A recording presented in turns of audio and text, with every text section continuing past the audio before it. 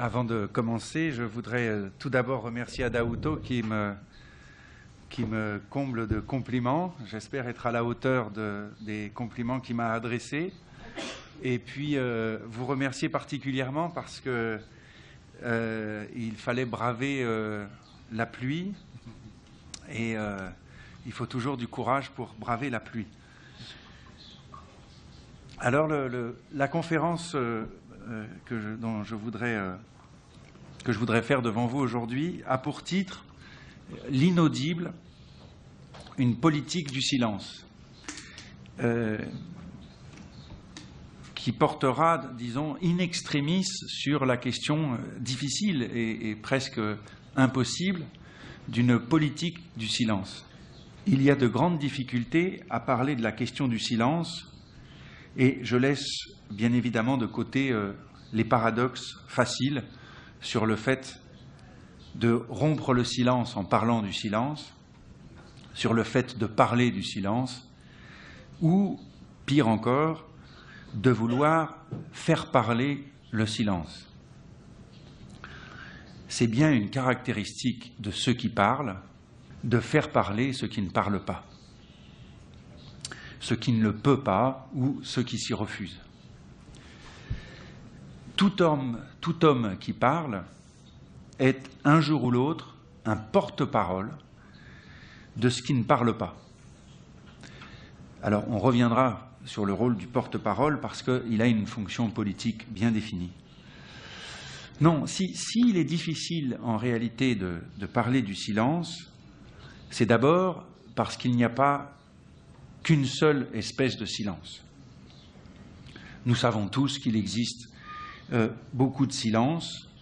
Il y a d'abord, évidemment, le silence du monde matériel, silence du désert, de l'espace, de toutes les choses dites muettes.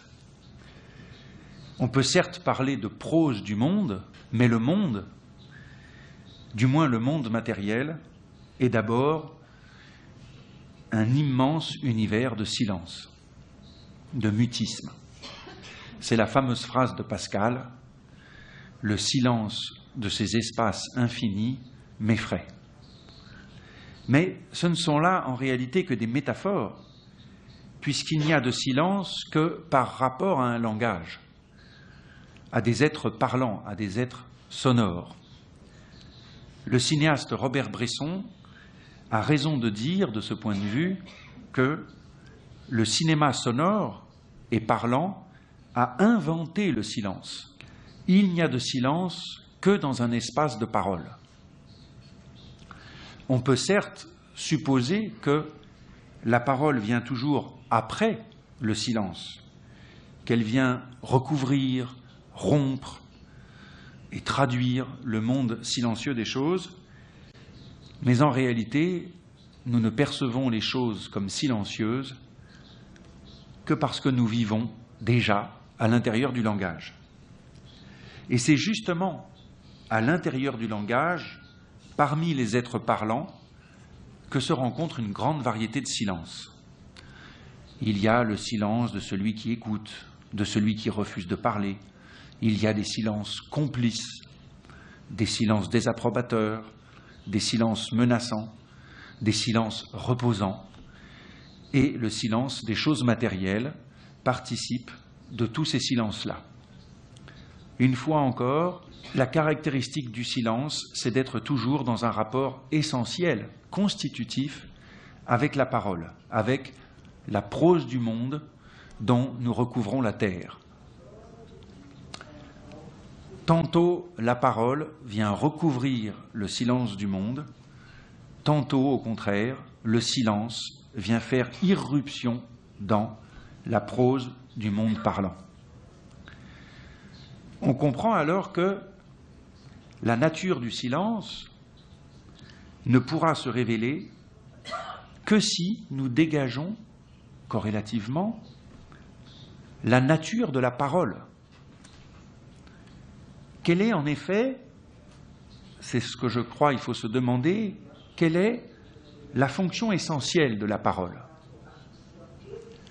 Comment comprendre la prose du monde, hein, tous ces flux innombrables de paroles qui se font entendre partout sur la planète, toujours plus denses, plus accessibles que jamais. Et la parole envahit même jusqu'à l'écriture, puisque écrire devient de plus en plus une transcription des paroles. Il ne s'agit pas quand je pose cette question, il ne s'agit pas d'en rester à une définition générale du langage, mais de comprendre ce que signifie pour nous, aujourd'hui, utiliser le langage. Le langage n'est en effet pas séparable de sa fonction, de son usage social. Et il est évident que les sociétés, nos sociétés, font parler. Ce n'est pas seulement les diverses formes de pouvoir qui exigent de nous des informations, comme jadis le pouvoir pouvait extorquer des aveux. Même l'amoureux demande, devant un silence un peu trop long, « À quoi tu penses ?» Donc, comment les sociétés, petites ou grandes, comment les sociétés nous font-elles parler? Alors, sans doute, il est présomptueux de vouloir ramasser dans une seule formule générale la variété des usages contemporains du langage. Mais on peut dégager quelques traits généraux qui permettent de mieux comprendre ce que l'on fait quand on parle. Or, dans la mesure où la parole est inséparable d'une fonction sociale, on peut dire que parler, ce n'est pas faire acte spontané de parole. On ne parle pas d'abord pour parler ou pour communiquer des informations. Du moins, ce n'est pas la fonction première du langage. Parler, c'est d'abord et avant tout avoir à répondre aux questions qu'on nous pose, aux remarques qu'on nous fait, aux descriptions qu'on nous donne. Parler, c'est toujours faire entrer quelqu'un dans l'espace du langage. Ou, inversement, que se passe-t-il lorsque quelqu'un me parle? Il me met dans l'obligation de lui répondre. Même si je ne dis rien, mon silence devient, à ce moment-là, comme on dit, significatif. Il constitue une forme de réponse, il entre dans la sphère de la parole, que je le veuille ou non. Et inversement, lorsque je parle, j'attends de mon auditeur, qu'il m'écoute, qu'il me réponde, qu'il opine de la tête en guise de réponse, etc. Bref, d'une manière ou d'une autre, je l'oblige, comme il m'oblige. Mais je ne l'oblige que parce que la situation m'a d'abord obligé à parler. Le langage, parler, de ce point de vue, constitue un vaste système d'obligations. Parler, c'est être constamment dans l'obligation de répondre. Au point qu'on peut affirmer qu'on a toujours d'abord à répondre, même si on parle le premier. Parler, c'est toujours répondre. Autrement dit, ce qui nous atteint avec le langage, c'est une responsabilité au sens littéral du terme, c'est-à-dire l'obligation de répondre aux paroles. On apprend à parler pour répondre à ce qui est exigé, ce qui est attendu de nous. La responsabilité nous descend dans la gorge au moment même où l'on accède au langage. Et ce n'est pas quelque chose qui est réservé aux situations embarrassantes, encore moins aux situations contraignantes, où on me forcerait à parler. C'est vrai de toute parole. C'est ce qui constitue ce qu'on appelle la compétence linguistique. Mais il y a plus encore, car cette responsabilité n'est pas seulement une aptitude à répondre, au sens étymologique du terme, elle est une véritable responsabilité que j'endosse. Car en parlant, je deviens responsable de ce que j'affirme par rapport à ce dont je parle. Si je suis au tribunal ou devant une assemblée de savants, je suis responsable des déclarations ou des hypothèses que j'avance. Responsable devant des amis, responsable de mes affirmations, de mon humour, de mes déclarations amicales, sans même parler évidemment d'un cadre professionnel. Et sans doute n'y a-t-il pas loin de la responsabilité à la culpabilité, de la responsabilité que j'endosse nécessairement du fait que je parle, à la culpabilité que je porte lorsque je dois m'expliquer sur mes intentions, sur mes maladresses, etc. Il y a là, souterrainement, toute une trame juridique qui fait que, en société, on ne fait pas que paraître, on comparaît. D'où une succession de personnages sociaux que l'on incarne tour à tour, tantôt employés, tantôt amis, tantôt parents, tantôt amoureux, etc., etc.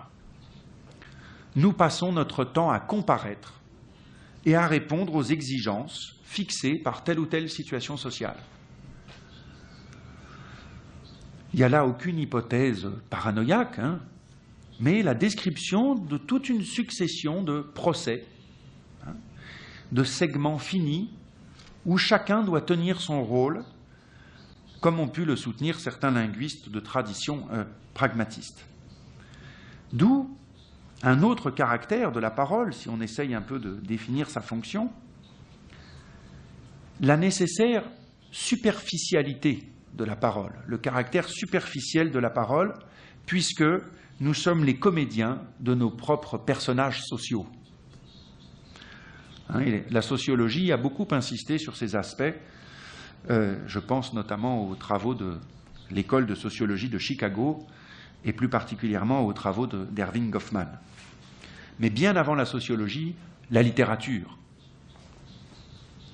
Et je pense ici évidemment aux descriptions de la vie mondaine chez Proust, aux grandes conversations des romans de Henry James ou à l'œuvre de Nathalie Sarraute, qui dégage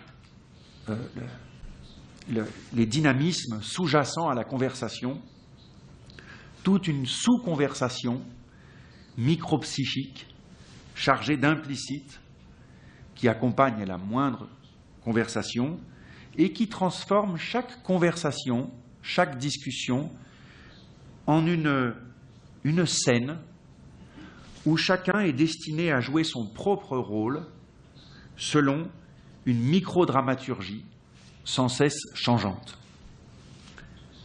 Et tous les romanciers que je viens de mentionner ont insisté sur cette superficialité des personnages sociaux.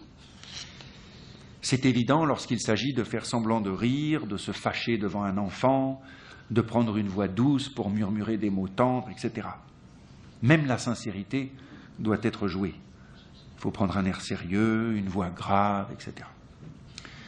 Voilà qu'on s'oblige à tenir un rôle, tandis que l'interlocuteur prend soin de montrer qu'il mesure toute l'importance du changement de registre et qu'il prend un air attentif à son tour.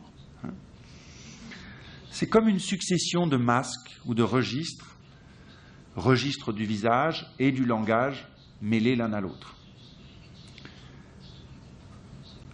Ces attitudes ne sont pas seulement des obligations sociales.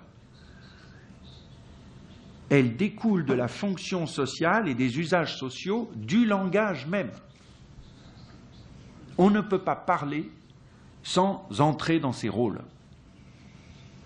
Donc on n'est pas seulement compétent par les réponses que nous donnons, on n'est pas seulement pertinent quand nous répondons comme il faut, on est aussi performant par les rôles que nous tenons. Voilà la triple fonction que le langage nous fait tenir.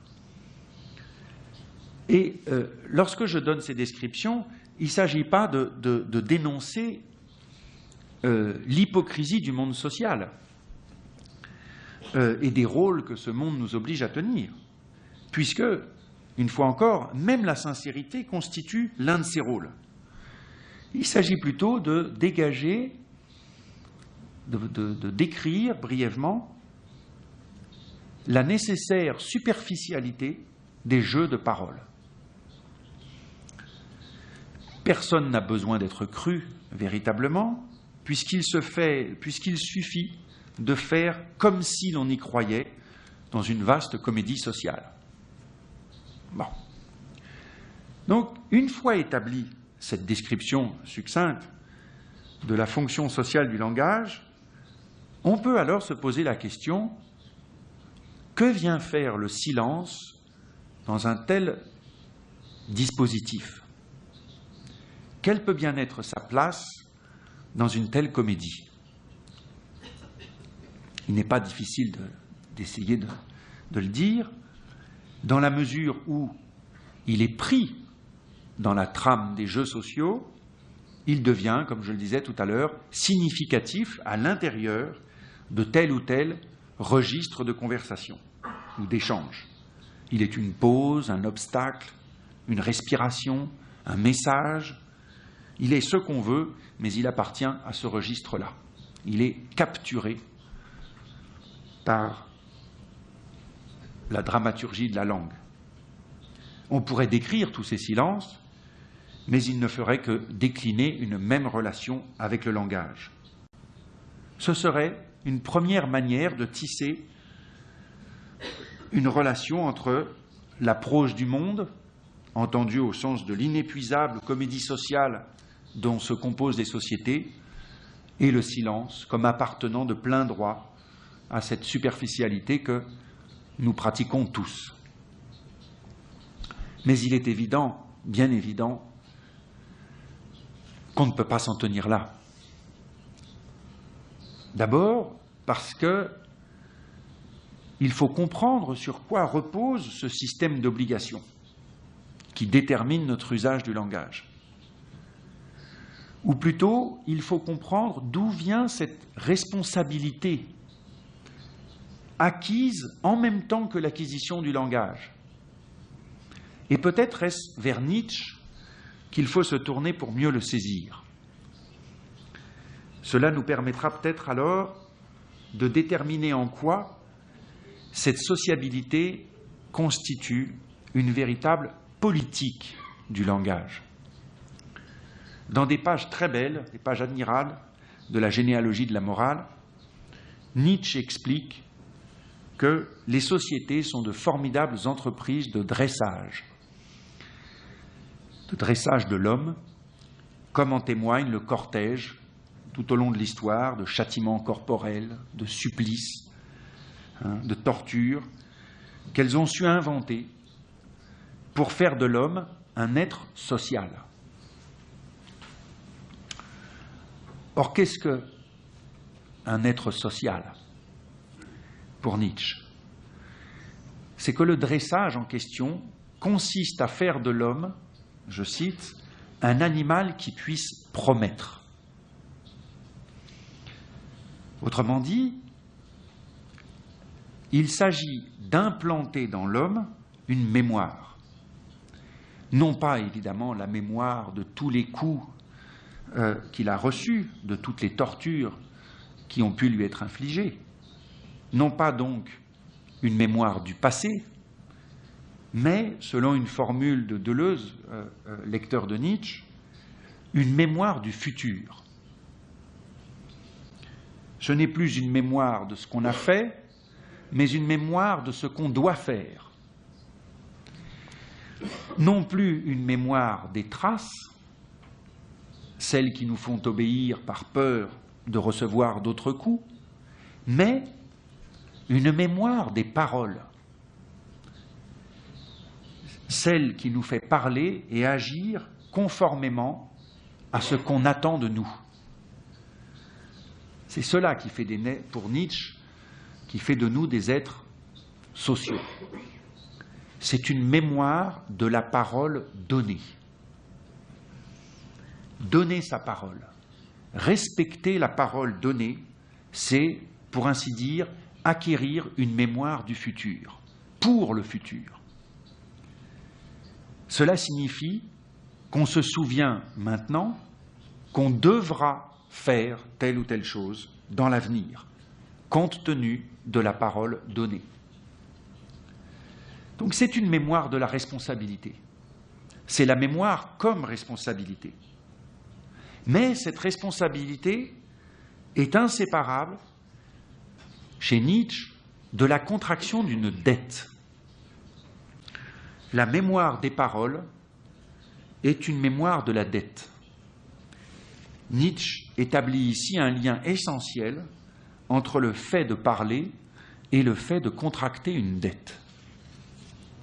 Et sur ce point, Nietzsche se montre sensible à un thème qui travaille tout le XIXe siècle, mais aussi une bonne partie du XXe siècle, un thème qui a hanté le XIXe siècle. Quel est ce thème qu'on rencontre aussi bien chez les économistes que les écrivains ou les historiens? C'est l'idée que les sociétés contemporaines, modernes, ont contracté une dette faramineuse dont il est devenu impossible de s'acquitter. Elles n'ont donc pas d'autre choix que de vivre éternellement à crédit et de transmettre cette dette de génération en génération sous la forme d'un crédit ou d'une dette illimitée. Les sociétés modernes sont courbées sous le poids d'une dette dont elles ne s'acquitteront jamais. Dette de plus en plus lourde pour les nouvelles générations, toujours déjà ruinées, a priori insolvables, accablées par le poids de cette charge, mais dont elles se soulagent par une sorte d'emprunt à la génération suivante, par un crédit contracté auprès de la génération à venir, et ainsi indéfiniment. De telle sorte que toute nouvelle génération naît avec les dettes contractées par la précédente. Nous naissons, de ce point de vue, tous endettés, tous débiteurs. D'où la responsabilité et la culpabilité qui incombent à chacun. Au commencement est la dette comme condition de la vie moderne. Alors on comprend mieux peut-être pourquoi parler consiste d'abord à répondre. La question n'est pas de savoir à quoi répondre, mais de quoi nous devons répondre. L'enfant ne fait que répondre aux questions, c'est entendu. Ça fait partie de son éducation. Mais une fois cette éducation terminée, c'est de lui-même que chacun doit répondre devant la société, comme devant un tribunal. Il doit répondre de sa solvabilité. On se rend compte alors qu'il ne s'agissait pas seulement d'apprendre à parler, mais d'apprendre à répondre de soi comme un individu à qui l'on fait crédit parce qu'il paye ses dettes de tous ordres, financières, familiales, amoureuses, amicales, etc. Il est crédible pour autant qu'il est solvable. Il tient parole. On ne répond donc pas seulement de nos actes, on répond de cette dette sociale considérable en s'insérant dans son interminable flux de paroles qui constitue bien la prose du monde, du moins une version de la prose du monde. En témoigne aujourd'hui l'importance qu'on accorde à la notion de confiance. Il n'est pas difficile de remarquer combien la notion de confiance est partout. Elle circule dans tous les milieux, notion aussi bien individuelle qu'individuelle et collective. On nous parle d'une confiance en soi qu'il faudrait retrouver. On nous parle de la confiance dans les marchés, de la confiance des marchés eux-mêmes dans la reprise de l'économie. Les sportifs nous parlent de la confiance en l'entraîneur, l'entraîneur qui a confiance. Pas un film américain qui ne pose à un moment ou à un autre la question centrale autour de laquelle pivote tout le film, inévitablement. Can I trust you? Do you trust me? Or, la confiance se décide à certains signes qui sont comme le langage d'un domaine d'activité. La confiance est l'autre nom du crédit ou de la dette. Elle est au fondement du champ social, d'où son importance, puisque on ne s'engage dans une action que parce que nous avons confiance dans le fait que les autres s'engageront dans leur action le moment venu. C'est ce qu'affirme par exemple un des auteurs qui a beaucoup travaillé sur la confiance, à savoir le philosophe William James, un des fondateurs du pragmatisme. Et je cite cette phrase de William James. « Un organisme social quelconque, petit ou grand, est ce qu'il est, parce que chaque membre accomplit son devoir avec la croyance que les autres en feront autant au même moment. Partout où un résultat est obtenu par la coopération de plusieurs personnes indépendantes, l'existence positive de ce résultat est la simple conséquence de la confiance mutuelle, trust, de la confiance mutuelle des parties intéressées. Un gouvernement, une armée, une organisation commerciale, un collège, une société athlétique n'existent qu'à cette condition, sans laquelle non seulement on ne saurait rien accomplir, mais encore rien tenter. » Fin de citation. James prend d'ailleurs un exemple assez comique des brigands qui attaquent un train. Et il se pose la question, comment se fait-il que 3 brigands puissent dévaliser un train qui contient 30 à 40 passagers? Réponse de William James, parce qu'ils ont confiance les uns dans les autres, tandis que les passagers ne peuvent pas avoir confiance les uns dans les autres. D'où leur succès. C'est assez amusant quand on sait que les plus grands voleurs de trains du XIXe siècle s'appelaient les James. La confiance, c'est justement cette transmission de la dette par l'intermédiaire du langage. Par exemple, la déclaration d'un dirigeant qui dévalue une monnaie ou la déclaration d'un amoureux. Ce sont là des énoncés qui réclament du crédit en fonction d'un avenir qui n'existe pas encore et qui n'existera que si on y accorde du crédit.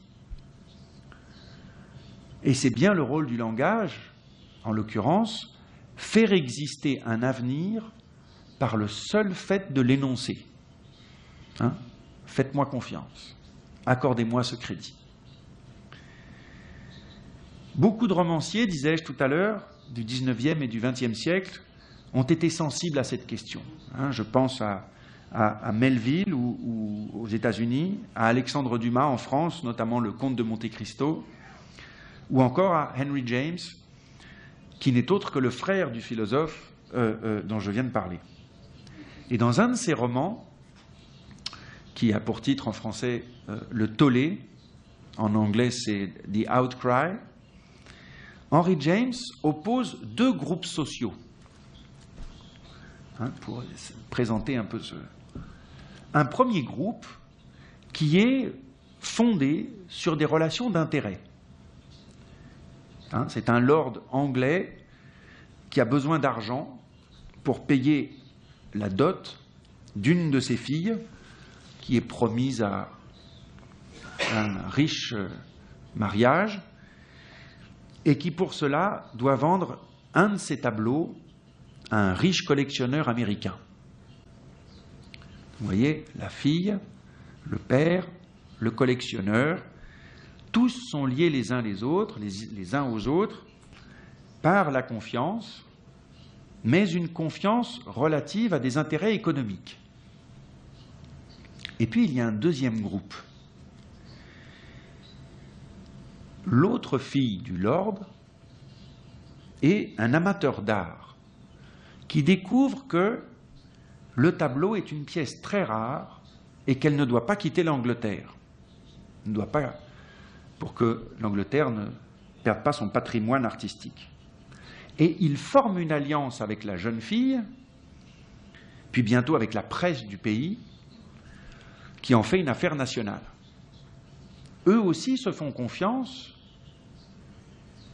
mais leur confiance n'en passe pas par des négociations, des tractations, des relations d'ordre contractuel.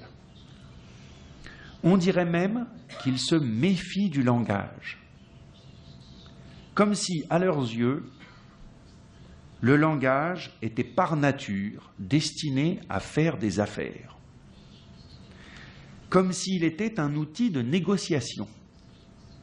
Et négocier, ce n'est pas seulement négocier de l'argent, c'est aussi négocier, comme le dit d'ailleurs Goffman, négocier sa position, son image sociale, etc.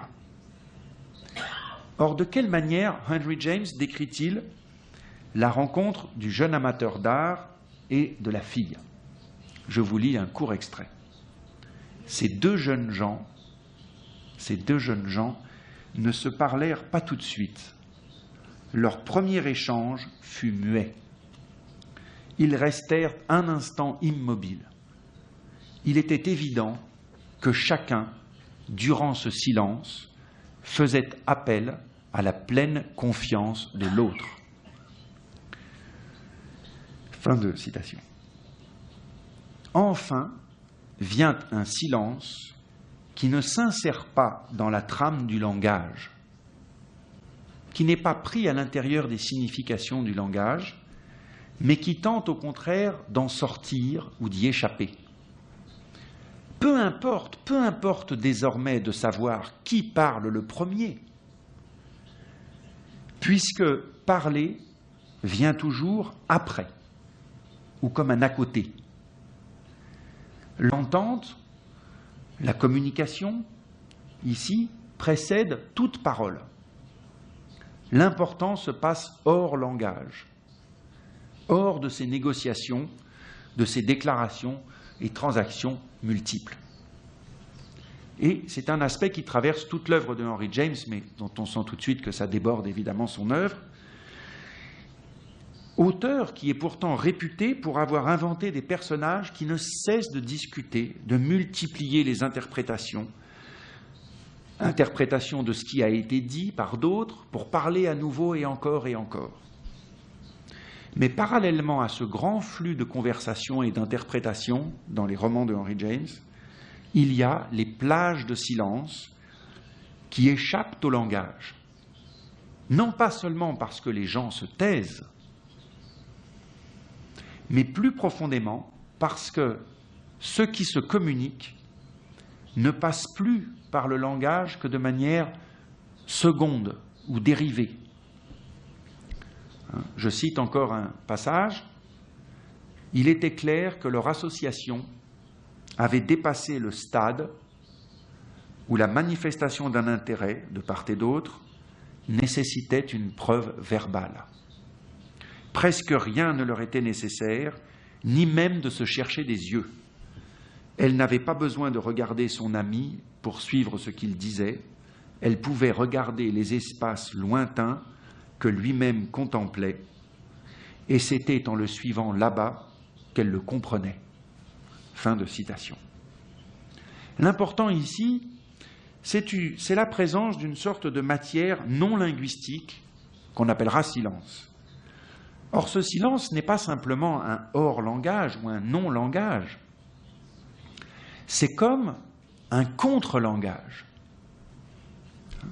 Il est comme une force qui conteste le langage, l'usage même du langage,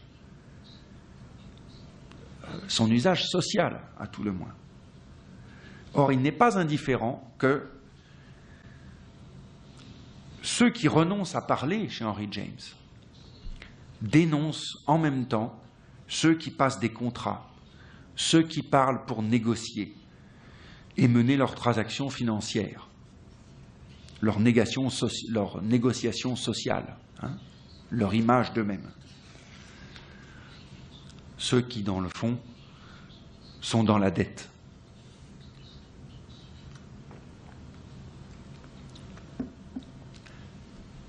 C'est comme s'ils faisaient appel à d'autres forces sociales, comme si, par conséquent, il y avait une politique du silence qui s'opposait à la politique du langage. Parce qu'il ne s'agit pas seulement de se taire, évidemment, de se retirer dans le silence, mais de contester le langage tel qu'il est utilisé, de contester, une fois encore, ce à quoi il nous contraint, toutes ces négociations, ces compromis incessants par lesquels il nous fait passer. Et pourtant, il ne s'agit pas de faire du silence un moyen de lutte politique directe à proprement parler, même s'il arrive qu'il soit utilisé à cette fin, notamment lors de marches silencieuses ou encore de protestations délibérément muettes. Pourquoi, dans ces conditions, pourquoi contester le langage ? On a vu que le langage n'a jamais eu pour fonction de communiquer ou d'échanger des informations. Comment ne pas voir que communiquer ou échanger des informations, c'est d'emblée être contraint d'entrer dans un système d'obligation dont on ne peut sortir que par le silence ou par l'irruption d'une matière non linguistique dans le langage. De ce point de vue, le silence est bien ce qui conteste le bien fondé du langage, parce que le langage aussi, dans sa fonction la plus actuelle, a pour but de lutter contre le silence, ce silence-là. On connaît les mots d'ordre d'aujourd'hui, il faut communiquer, donner des informations, créer des réseaux de communication. On a peur du silence, comme on a peur de la solitude qu'il sécrète, si bien qu'on évalue désormais quelqu'un à l'étendue de ces réseaux de communication. Communiquer est devenu un signe de pouvoir, et il n'y a là rien de démocratique, ou sinon de manière abstraite, dans la mesure où la communication mesure avant tout l'étendue d'une puissance sociale. Et c'est désormais un impératif politique et économique. On sait bien que ce sont les grands groupes, comme on dit, qui communiquent. Alors, en quoi peut consister une politique du silence ?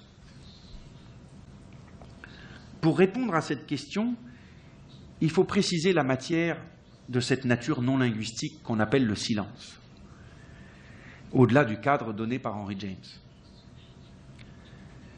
Sans doute, le silence auquel il fait appel, le silence qu'il invoque, fait-il appel à d'autres forces sociales, comme je le disais, comme la sympathie, l'intuition, d'autres processus de communication qui n'en passent pas par le langage, mais dont le langage résulte par après. Ces forces sociales ne sont pas extérieures au langage. Elles sont plutôt le dehors du langage. Elles constituent le dehors du langage. Alors, quelle différence entre extérieur et dehors ? C'est Deleuze et Guattari, de ce point de vue, qui introduisent une différence entre ces deux termes, extériorité et dehors. Ce qui est à l'extérieur du langage, ce sont toutes les choses dont le langage parle. Il y a les mots avec lesquels on parle et les choses dont on parle. Et ces deux mondes se présupposent réciproquement, forment un vaste système mobile en perpétuelle transformation.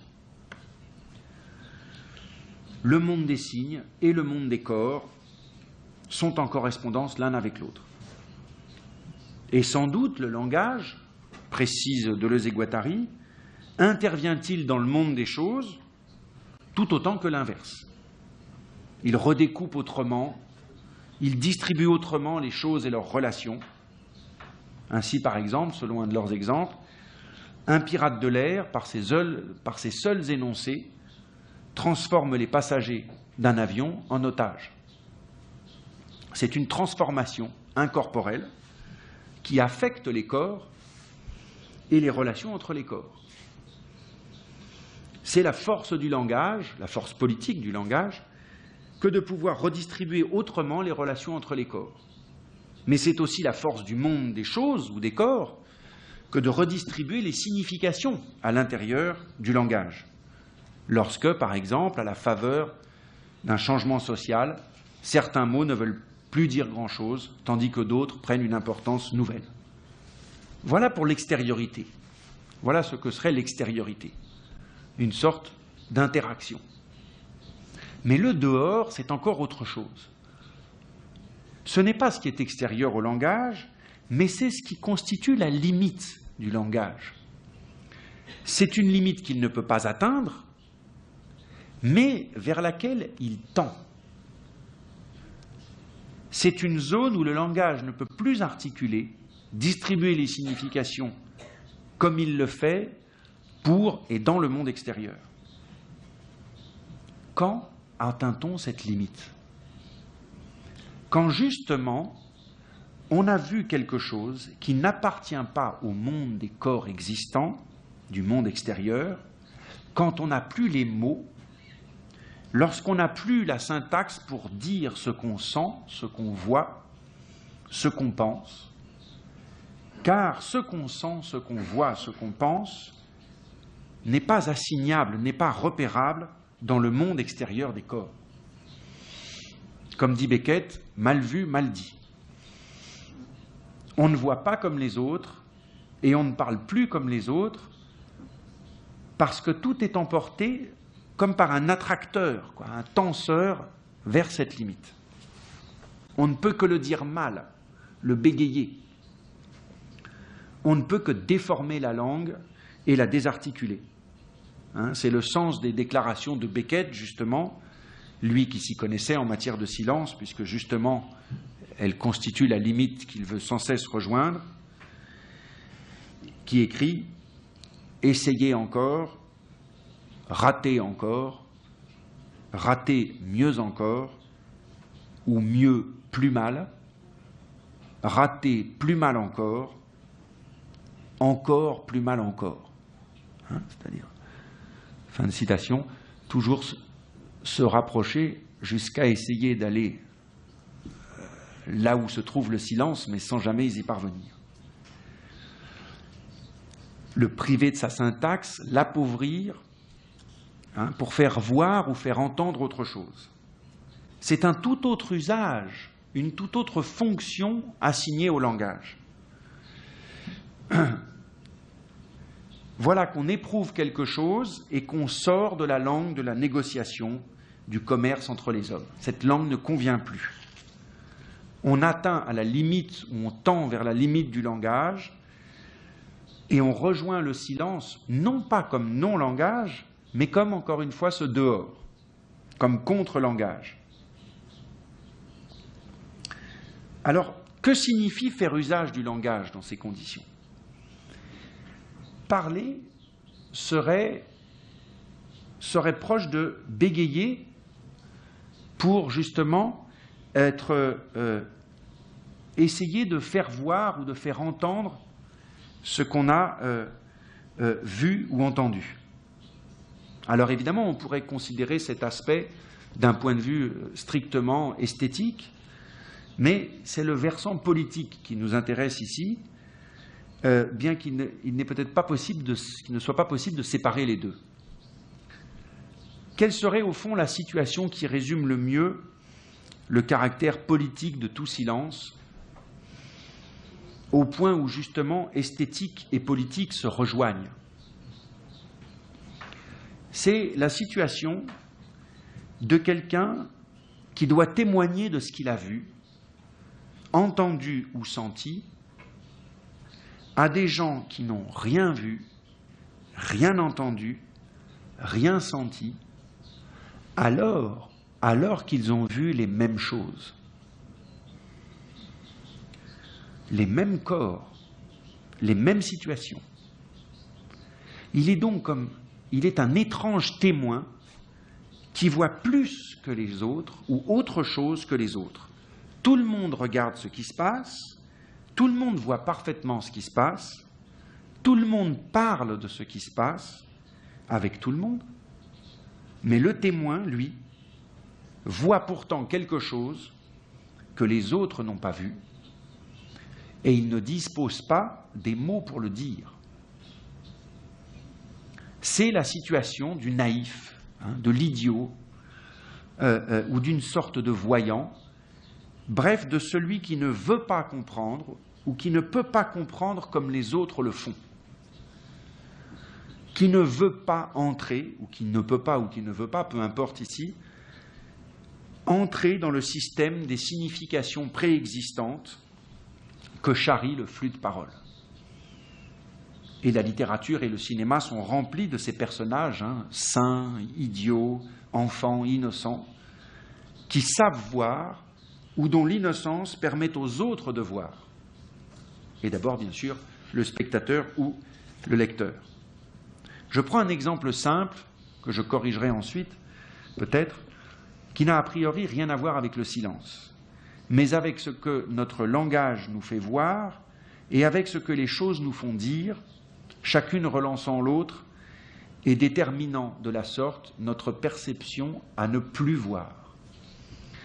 C'est un Indien de la forêt amazonienne qui s'étonnait, lors de sa première visite chez les Blancs, innocent, naïf, idiot, comme on voudra, que nous ayons construit des maisons rien que pour les choses, juste pour y ranger des choses.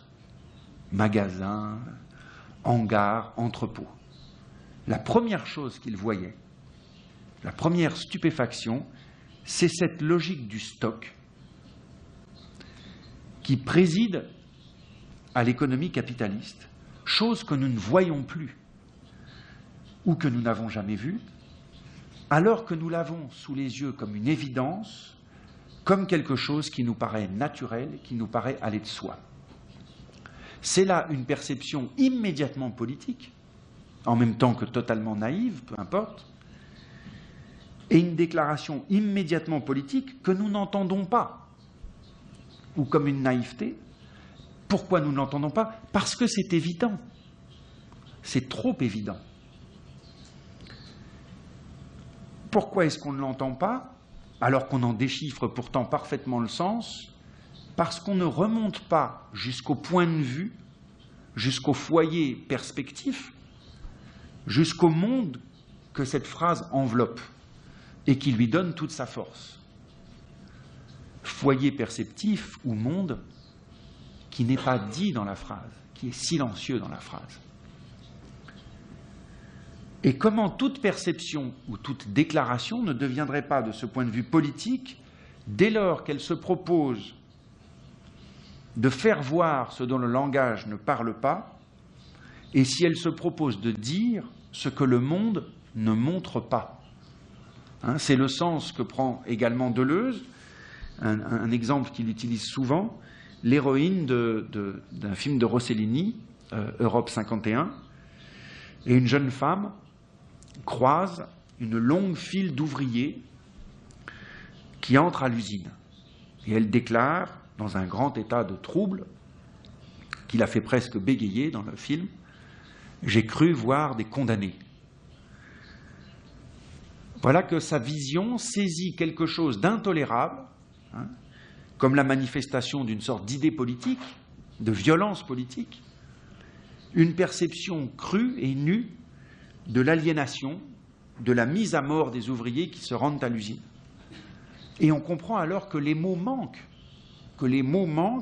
qu'ils sont bien peu de choses pour montrer ce que tout le monde voit pourtant, pour faire voir ou faire entendre ce que tout le monde perçoit pourtant.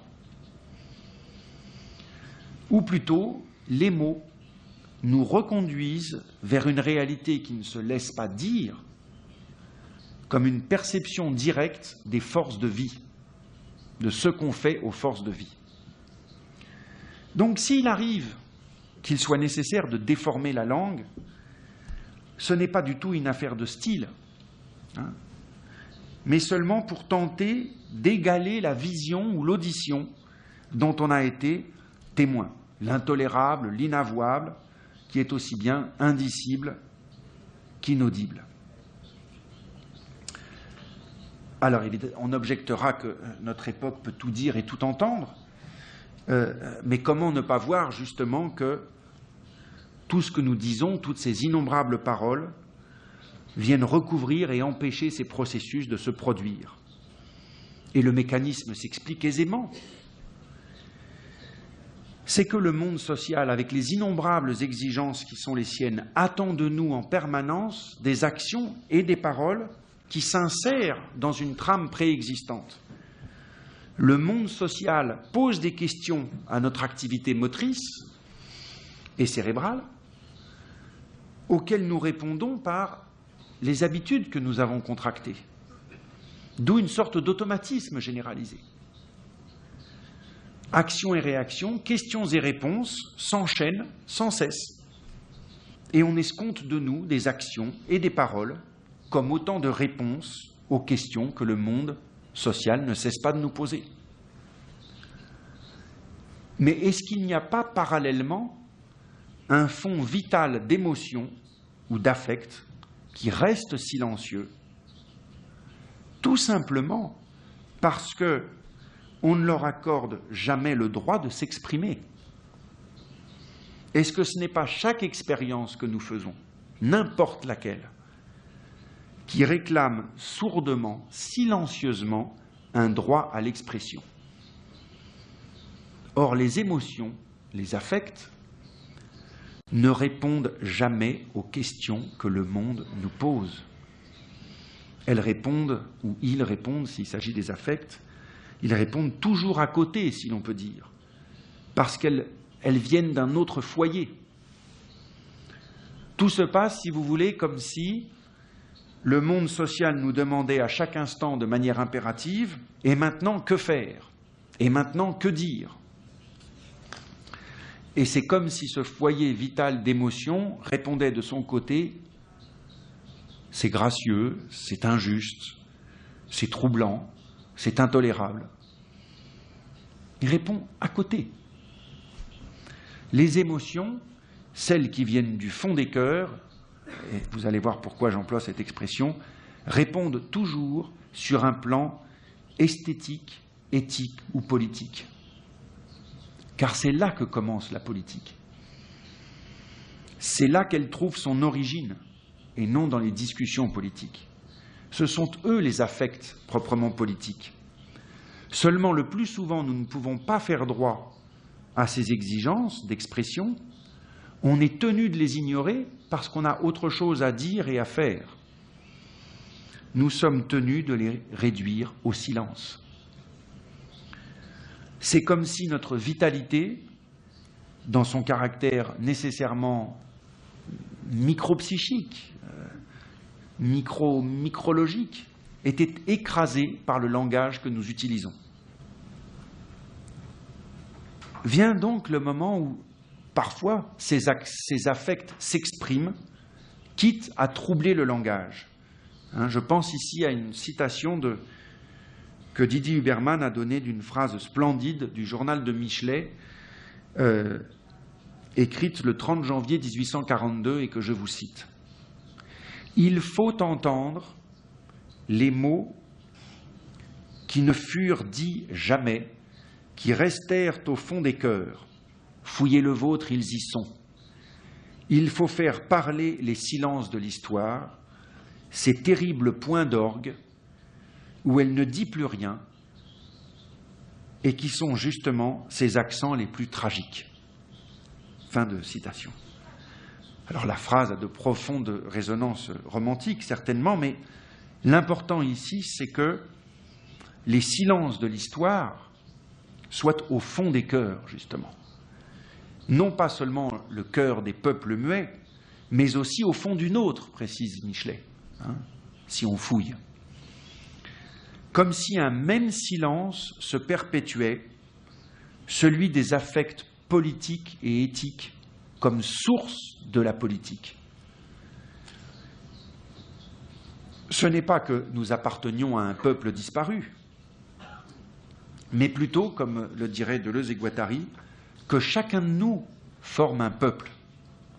Comment ne pas sentir dans la moindre colère, dans la moindre émotion, un peuple, une sorte de population, se soulever et se créer, comme si 1000 voix voulaient crier à travers nous.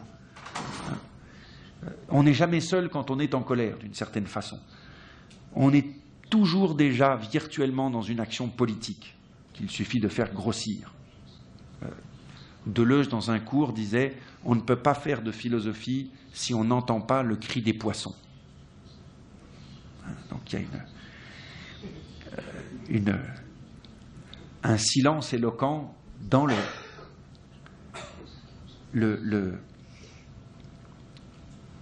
les 1000 voix qui crient dans le poisson. Chacun d'entre nous, donc, compose un peuple silencieux, animé par une multiplicité d'émotions, de perceptions, qui ne peuvent pas se frayer un passage dans le langage sans le déformer, sans le faire tendre vers un cri. Comme le dit Deleuze, je cite, « On dirait que toute la mémoire du monde se pose sur chaque peuple opprimé et que toute la mémoire du moi se joue dans une crise organique. Les artères du peuple auquel j'appartiens ou le peuple de mes artères. Chacun de nous donc est un peuple, fin de citation, chacun de nous est un peuple, mais un peuple silencieux, si silencieux d'ailleurs que le moi se croit tout seul. » Et c'est sans doute pour ça qu'on l'entend, lui, trop parler. Et ce peuple ne peut être qu'un peuple, selon les termes de Deleuze et Guattari, moléculaire, micropsychique, ce qu'ils appellent les minorités.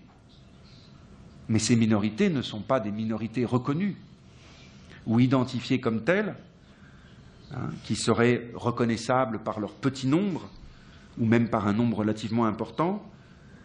Il ne s'agit pas d'opérer des identifications qui donnent lieu à des énoncés circonscrits. Nous, en tant que femmes, en tant qu'émigrés, etc., en tant que constituant une minorité définie. Il ne s'agit évidemment pas pour Deleuze et Guattari de contester ce type de lutte, qu'il faut entendre ces voix.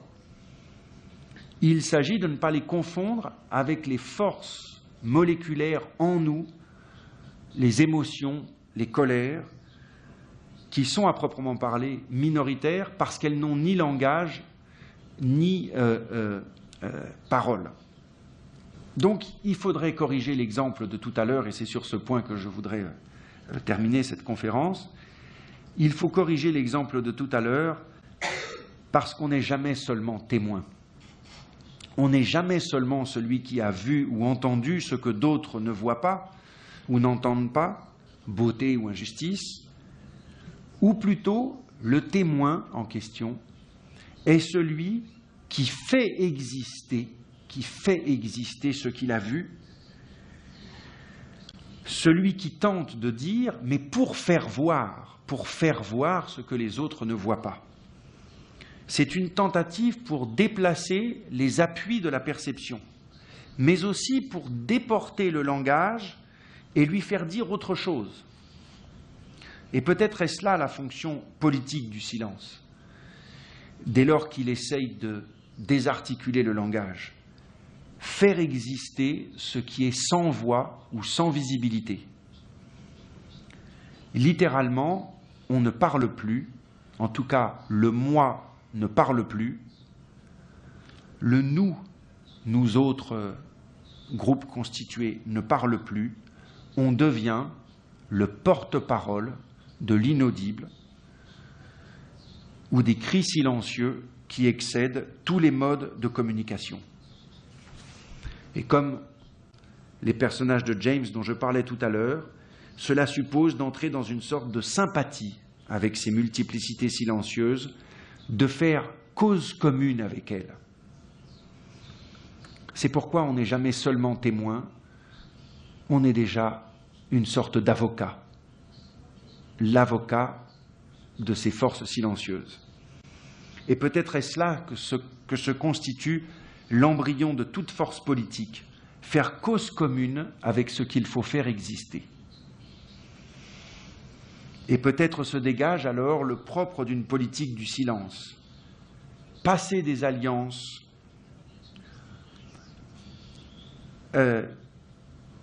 qui ne passent pas par le langage, comme le jeune homme et la jeune femme de tout à l'heure. C'est avec le silence qu'on passe des alliances, tandis que c'est dans la langue, la parole, qu'on établit des accords de toute nature, comme autant de contrats commerciaux, financiers, stratégiques, etc. Et peut-être même ces cris silencieux, ces alliances secrètes qui nous sont-ils à l'origine de toute action politique. Je vous remercie.